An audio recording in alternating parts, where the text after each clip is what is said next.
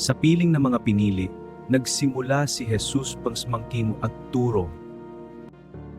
Hindi niya tinuruan ang mga ito ng kapangyarihan, kundi ng pag-ibig. Mga salitang simple, ngunit kayang baguhin ang puso at buhay. Mga kapatid, tinawag ko kayo hindi dahil kayo perpekto, hindi dahil ang inyong puso ay handang matuto. Ang pinakamahalagang aral ay ang magmahal. Magmahal sa Diyos at magmahal sa kapwa. Guro, susunod ako sa iya kahit hindi ko pa alam ang lahat. Nararamdaman ko ang kapayapaan sa iyong mga salita. Guro, paano kung magkamali kami?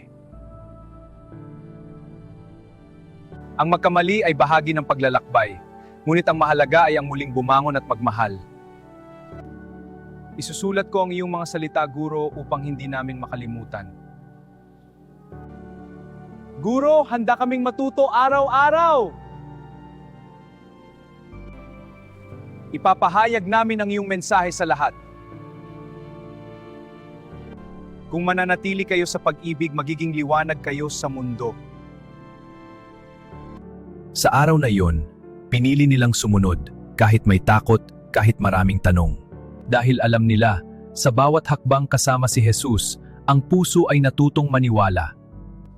At ang buhay ay natutong magmahal.